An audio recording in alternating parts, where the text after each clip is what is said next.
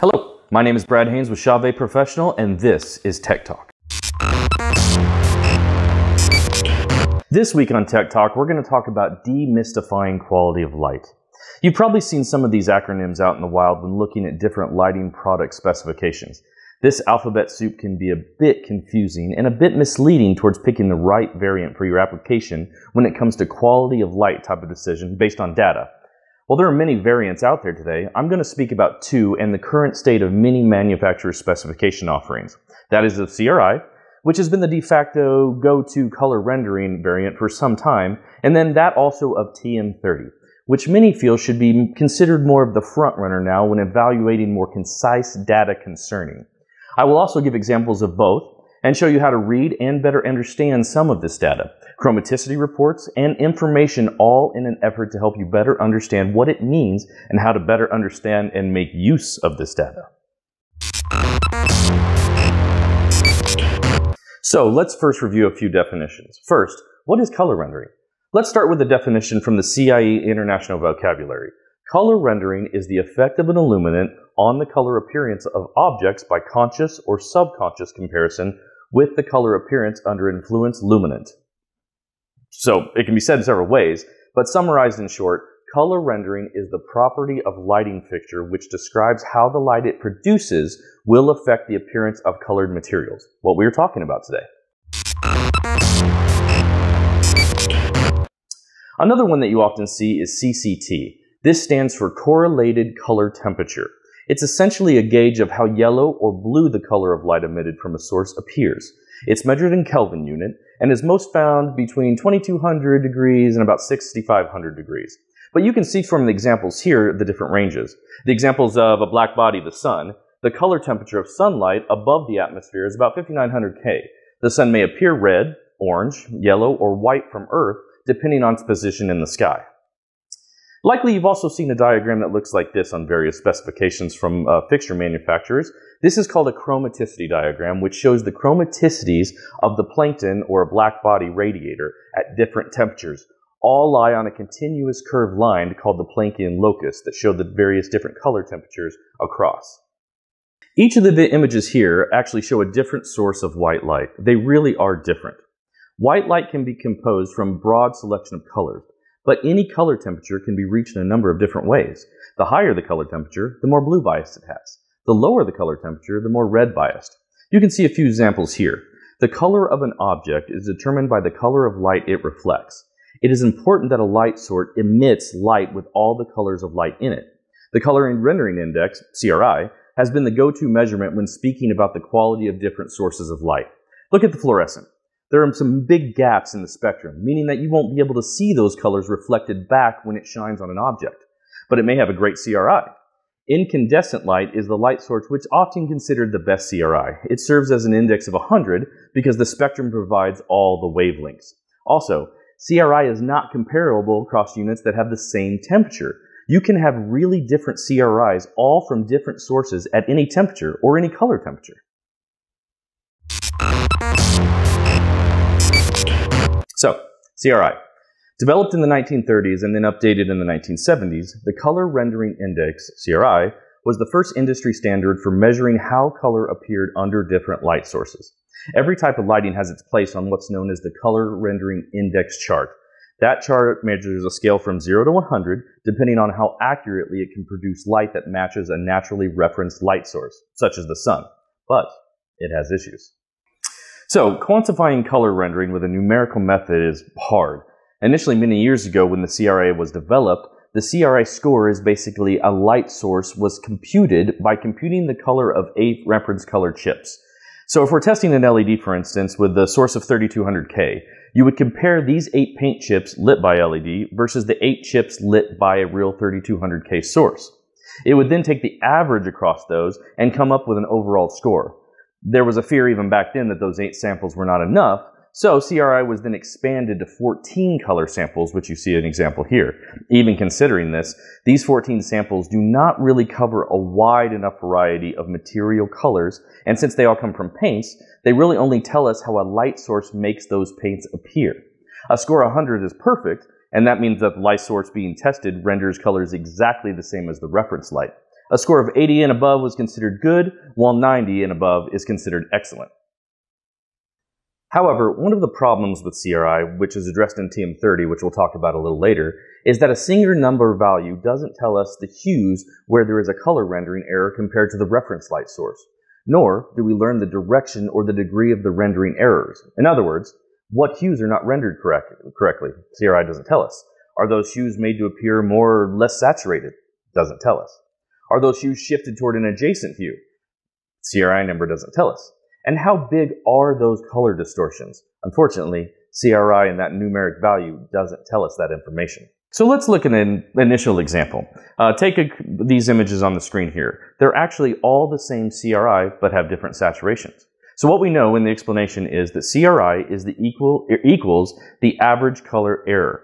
Well, what it doesn't tell us are those hues and saturations that I spoke about. So a given score can correspond to dull-looking or even oversaturated colors. And these scenarios are not always equally acceptable. Some people like the desaturated colors, some people like the oversaturated color look. So it really depends on what you're lighting. But the problem is the CRI score doesn't tell you the full story. Here's another example. Here's a bit of a challenge here. In the photos, which would you say has the higher CRI and the lower CRI? You probably see where I'm going with this. All of them are actually the same.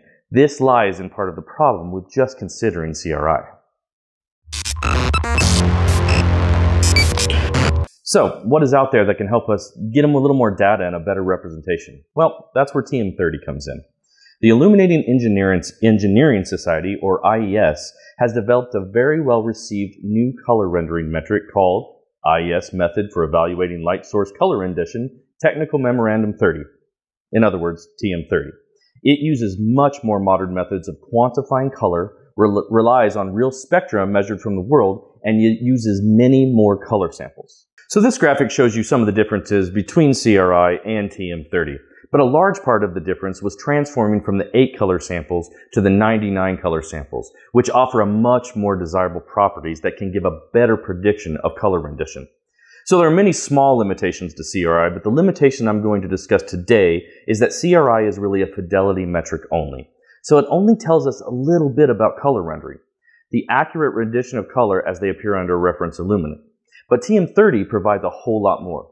It complements that fidelity metric with a gamut measure, graphical representations, and a lot more detailed information that really help all users of the metric be able to achieve their goals more readily. So at its most basic level, the problem with CRI is that it's based only on 8 pastel colors. The real world has infinitely more colors than 8, and they're fully saturated. TM-30's CS, or color evaluation samples, are a set of 99 reflective factor curves which were carefully selected from a database of over 100,000. There are 99 samples that are replacing that set of 14 from CRI. The 99 colors TM-30 measures are categorized into 7 groups: nature, skin color, textiles, paints, plastics, printed material, and color systems. This categorization helps because the light source can then be tested in application-specific uses. So TM-30 really does give you more data, and the 3 most important outputs are the fidelity index, RF, the gamut index, RG, and those of the color graphics.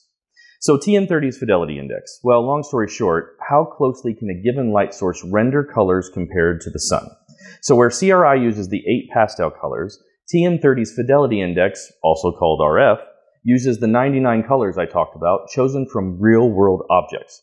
Like CRI, fidelity index scores go from 0 to 100, but a score of 60 or below 60 is too poor for interior use, and a score of 90 plus is ideal for a daylight-like appearance. TM-30's gamut index, well, long story short there, is how intense are colors under a given light. So the dictionary definition of gamut is the full range or scope of something.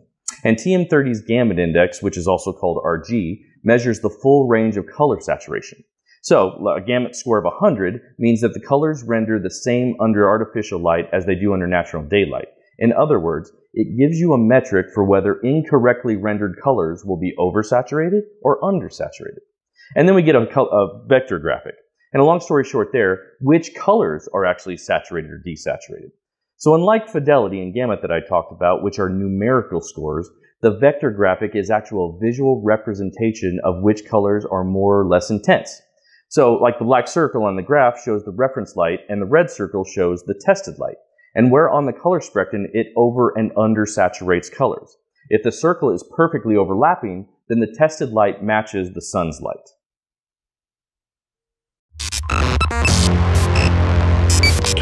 So let's look in a bit more detail of some of that very important information you get from a TM-30 specification.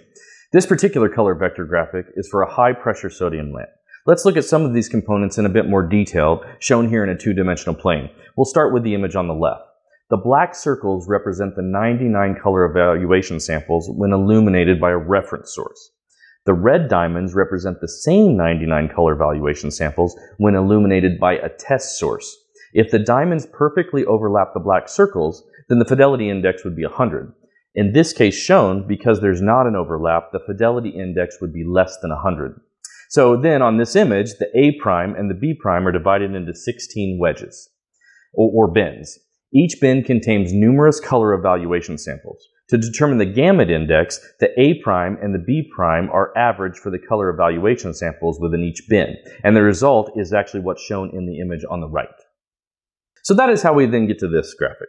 The area with the black polygon represents the gamut for the reference illuminant, and the area with the red polygon represents the gamut for the test illuminant. The ratio of these two areas is then multiplied by 100 to determine the Gamut Index, or RG. RG values greater than 100 indicate on average an increase in saturation, whereas a value less than 100 indicates on average decrease in saturation. Now note the use of the word average. As the plot shows, some colors may increase in saturation while others may decrease, which is why it's also important to refer to one of the vector graphics, which I'll show you next. So here's an example of TM-30's color vector graphic and then how we read it. So we know the information that we got from the previous two images, and now here's the vector graphic, which is the image on the right. So the black circle equals the reference light. The red shape equals the light source being tested. And red inside of the black circle means that the test light desaturates those hues compared to the reference light. And the red outside of the black curve means that the test light oversaturated those hues compared to the reference light. When the lines overlap, the hues rendered are the same for both instances. Another graphic with a lot of information in TM-30 is the gamut to fidelity index. When the fidelity index is greater than 60, the gamut index will be in a range of about 60 to 140. The reference illuminant has a gamut index of 100. So that value indicates that a test source may have a gamut larger or smaller than the reference. There is a fundamental limiting relationship between fidelity and gamut. Perfect fidelity, or a score of 100, can only be obtained when colors exactly match those under a reference illuminant, thus yielding no variation in chroma, a gamut score of 100. Any color shift will decrease in fidelity and may either increase or decrease chroma. So scores below 100 indicate the color is less saturated, while scores above 100 mean the colors are more intense than under sunlight. In general, acceptable color quality should fall somewhere between 80 and 120. So let's see an example of that. Here we have three images. Original image on the left, desaturated in the middle, and red enhanced on the right. If we only used CRI, we would be unable to capture what is occurring in the desaturated and red enhanced images. The same would be true only if we use the fidelity index RF. But when RG or gamut is used, we now have useful additional information. For the middle image, we see the RG value is of 90, which is less than 100. And indicates that on average, colors will be muted with this light source. For the right image, we see that the RG value is above 110, which means that on average, there will be an increase of saturation.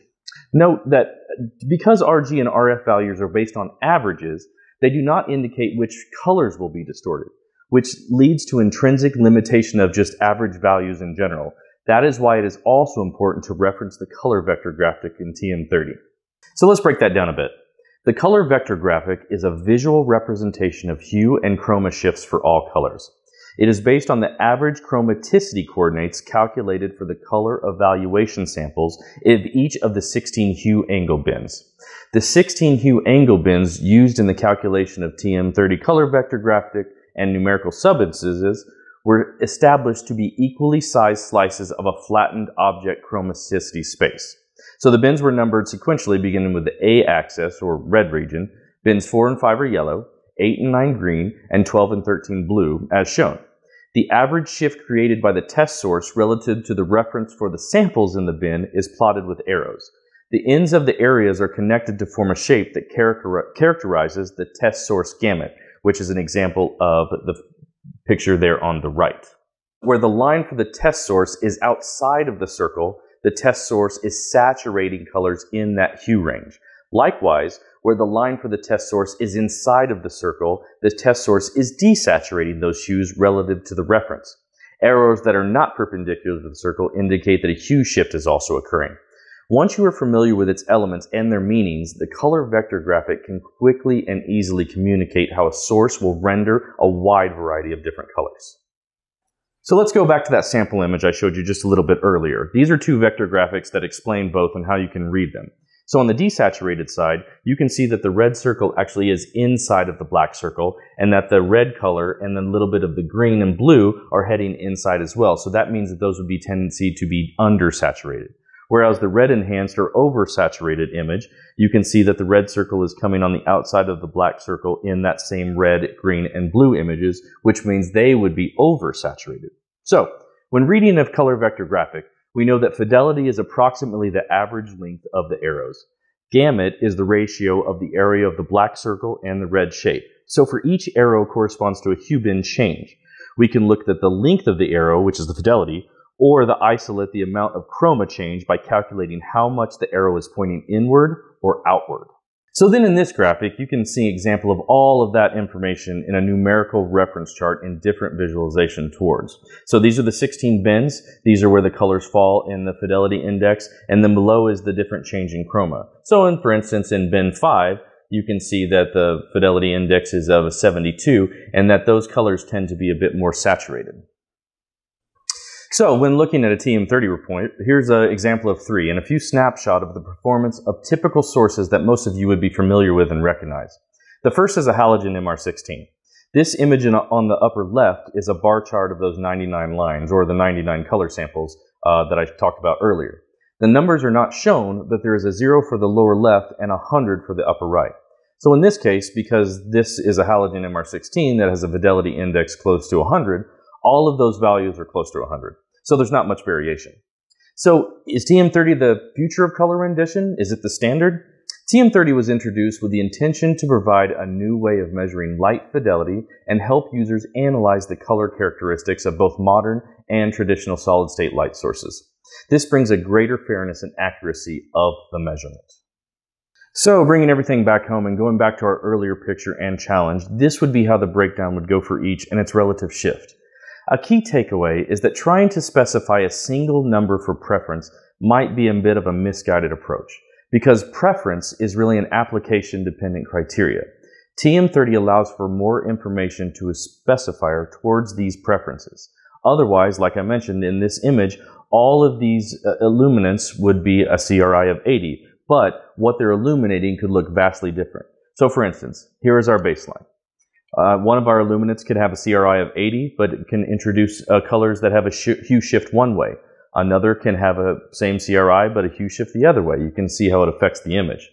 One of them can be the same CRI, but be oversaturated in some colors, and then one could be desaturated in some colors. So just going off a number doesn't tell the true story and give the full details of that illuminant. CRI is still on spec sheets and isn't going away today, but it's an incomplete metric. More and more manufacturers are using TM30 on their specifications, especially where color quality is important. The increased information that TM30 provides is both more accurate and more detailed than CRI. Not only that, it gives us a deeper understanding of the color rendering capability of a light source and allows us to consider design goals other than just a fidelity index.